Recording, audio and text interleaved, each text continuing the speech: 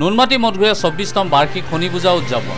Noonmati Mathgharia mother Teresa পথৰ শনি মন্দিৰৰ প্ৰাংগণত দিনজোৰা কাৰ্যসূচীৰে ২৪তম বাৰ্ষিক শ্ৰী শ্ৰী শনি পূজা উদযাপন কৰা হয়। পূজা উপলক্ষে ৰাতিপুৱা বন্তি প্ৰজ্বলন হয়। ইয়াৰ পিছতে হোম যজ্ঞ, পুষ্পাঞ্জলি পাঠ আৰু দুপৰীয়া ভাগত ভক্তপ্ৰাণ ৰাইজৰ মাজত ভোগ বিতৰণ কৰা হয়। সন্ধিয়াৰ ভাগত ৰামচৰণ ভৰালীৰ নাগাৰা নাম পৰিৱেশন কৰা হয়।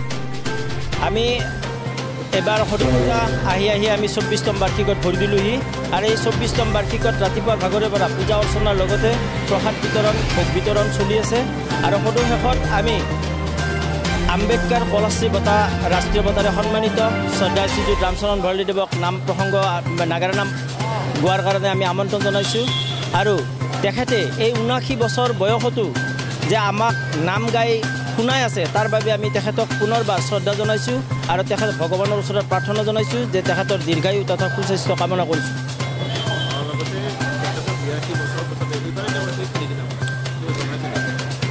আমাক এনে জনাইছে, কিন্তু বোধহয় ৰাইজে এইটো মানি নল'ব।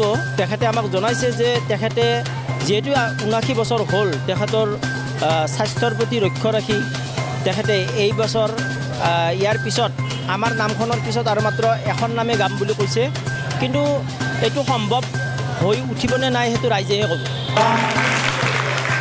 ইয়াৰ লগে শ্ৰদ্ধা শ্ৰীযুত ললিত ঠাকুৰীয়া, ইয়াৰ লগে লগে আমি অনুৰোধ জনাইছোঁ। ইয়াৰ লগে লগে আমাৰ শ্ৰদ্ধা বাবুল মহন্তদেৱক উদযাপন সমিতিৰ তৰফৰ পৰা এখন গামোচাৰে মৰম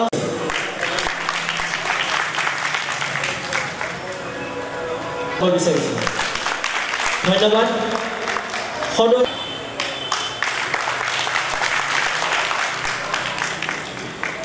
ধন্যবাদ। এবাৰ মানপত্ৰখন মই